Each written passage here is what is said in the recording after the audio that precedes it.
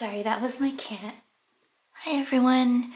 So I wasn't originally gonna make a video about this, but the more I watched others discuss this topic, I felt called to chime into this discussion because a lot of the videos that have been put out on this topic so far are by people who have either been working on their craft for decades, or they already have like an established social media base and presence. And I just wanted to bring in my perspective as someone who's not any of these things. So this hashtag, occult tea, was created collaboratively by a couple of creators in the witchcraft community. So namely, they are Joanna the Polish folk witch, Leah the redheaded witch, and also Ella Harrison. And this hashtag is meant to drive discussion among the broader witchcraft and occult community, about some of the issues that social media has brought to the community. And I've been loving a lot of the videos that have been posted about this so far. And so, just to give you a very brief background about where I come from with this whole discussion. So I go by Magical Mooncat here on YouTube, and I've been posting videos here in my little corner for just over 2 years now at this point, I think. I do have an Instagram account, but I barely use it now. But the account's still there.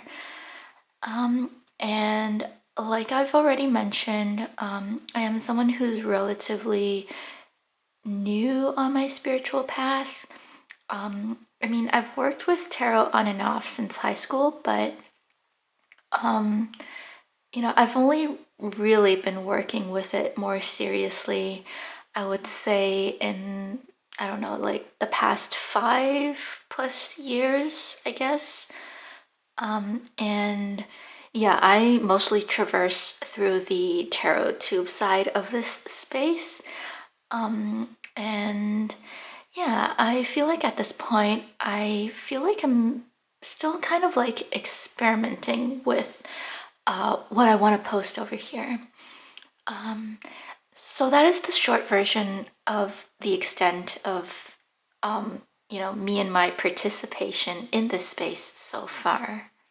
But yeah, for this hashtag, there are a bunch of prompts and questions, but I'm not going to go through all of them and regurgitate what's already been said, because I agree with so much of what's already been put out there. So I just wanted to add some points related to this wider topic in general. Yeah, I really hope I don't repeat what's already out there, but apologies beforehand if it's already something that's been mentioned by others. So first off, there was a prompt relating to censorship within one of the major topics around this tag, and it sort of got me thinking about whether censorship and authenticity is driven by the algorithm, or is it the other way around? To me, it kind of feels like a feedback loop. I mean, as with any social space, whether in real life or online, there are going to be things that can and cannot be said, which is dictated by either just general social etiquette or explicit rules set out by the various online digital platforms. But then there's the algorithm. you know, do we indirectly create that censorship? Because, maybe someone posts about something and then it doesn't gain a lot of views or likes. So, maybe the person who posts it thinks, well, oh well, like, no one wants to hear about this, so I'll just stop posting about it. And thereby causing the censorship and, further driving the suppression of certain topics. Sorry, that was a really long run-on sentence. And then, of course, there's the outright censorship of topics that platform deem sensitive, right? For example, like all the atrocities that are happening to Palestinians. I do think that a lot of us in this space care about these things, and I feel like there's kind of like an unspoken pressure to sort of gloss over certain topics because of the algorithm, or just to be able to keep up a presence on the different platforms. So there's that. And then there's the other side where, the algorithm driving the authenticity, to everything. I do think that it's human nature to, like pretty things. There's no denying that. And the algorithm recognizes that, right? And I think some people leverage this, and therefore they might change up the way they present certain things visually. I mean, this thing that I've got right here, they are things that I already have on my altar, but obviously for the purposes of this video, I've kind of like, moved things around a little bit, right? So there's, things like that.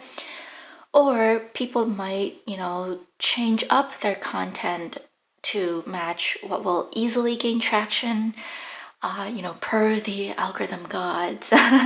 So you see where I'm going with this, right? In terms of the algorithm driving authenticity.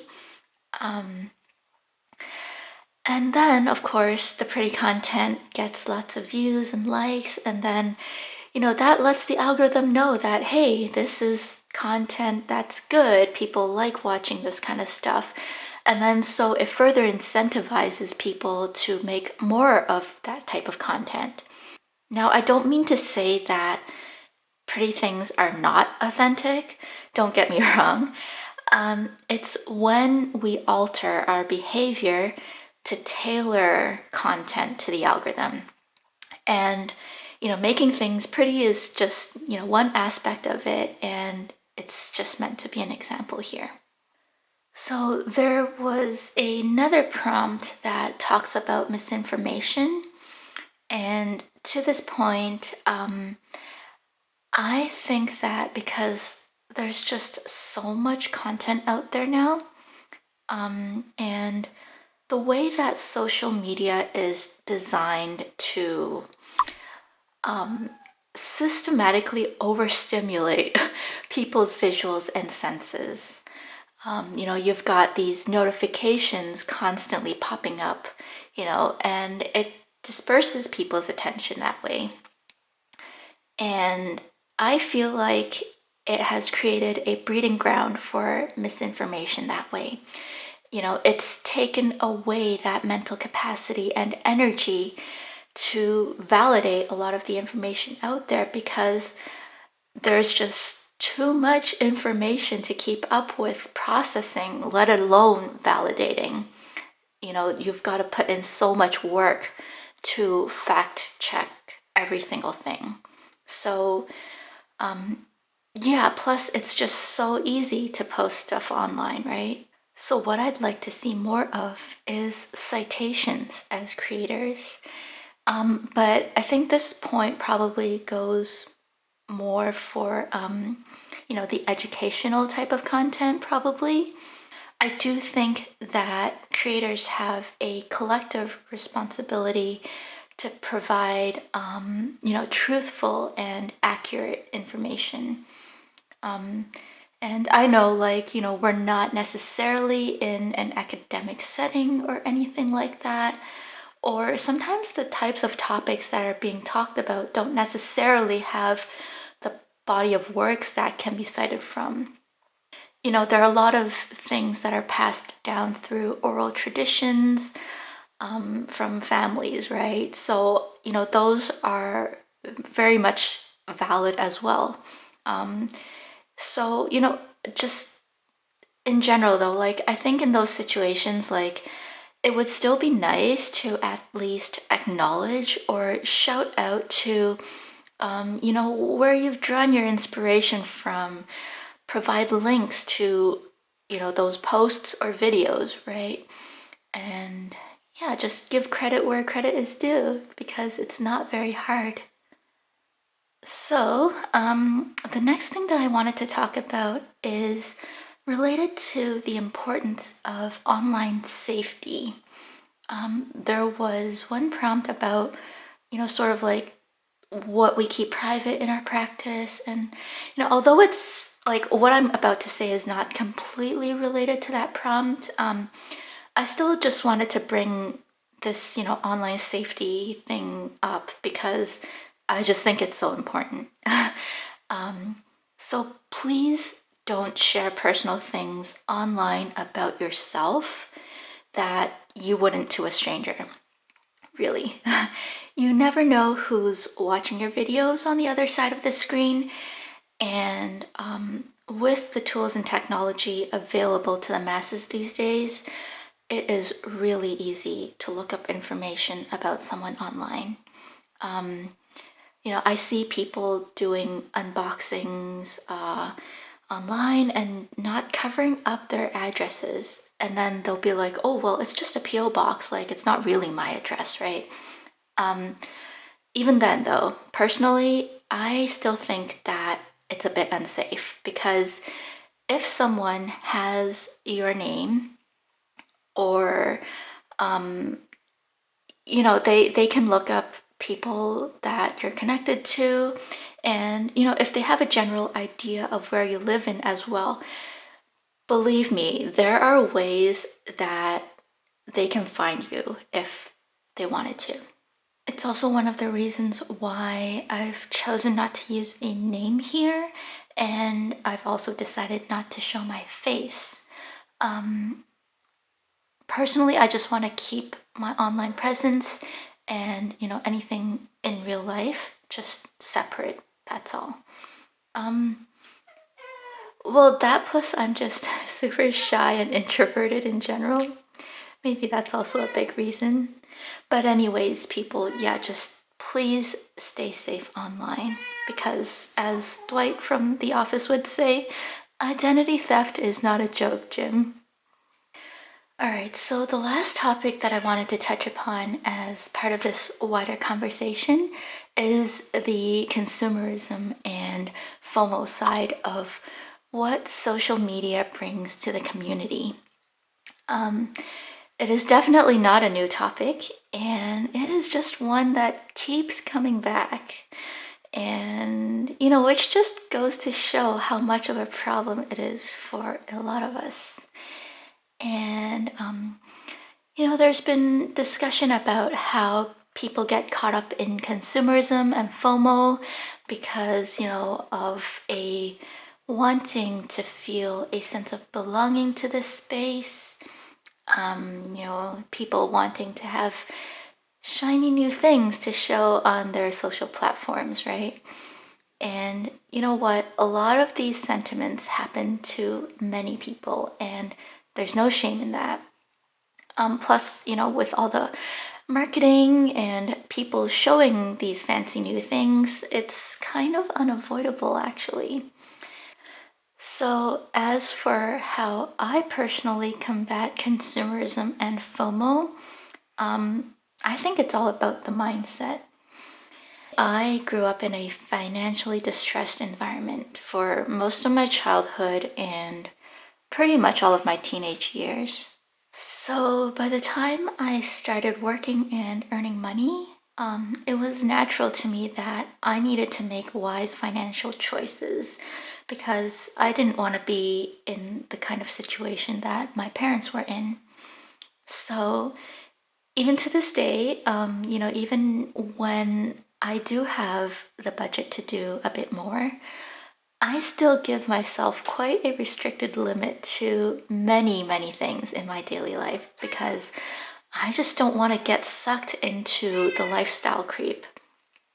You know, you can earn millions, but if you're spending more than what you earn, then you're still gonna go broke, right? It's simple math. So, my budgeting and limitations obviously extends to buying tarot and oracle decks and books and, you know, all those other related peripherals. And another aspect to, you know, my mindset on consumerism and FOMO is that I just don't want what everyone already has.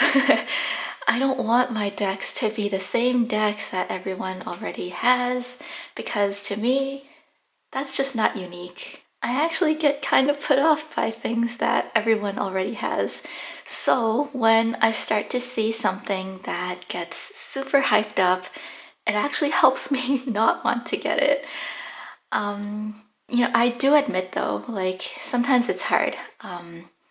Like I already mentioned, people do fall for pretty things, and I'm not immune to it by any means, but I think that having those kinds of mindsets that I just mentioned do help counteract most of my impulses that drive that that drive that consumerism and FOMO. So yeah, just make sure you're taking care of your essential needs first. I think that's the most important. And I also think that it's important to recognize and develop an understanding of your own personal situation. And I don't know if this will help lessen the effects of consumerism in our space in general, but what I'd like to see more of in this community are videos of good ideas and knowledge and less products being pushed.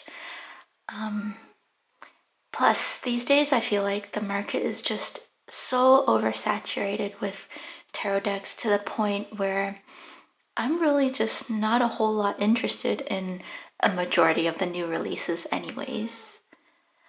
So, to wrap everything up, I do think there's a lot of good that social media does for the community, but we do need to use discernment and develop a good judgment to filter out the bad.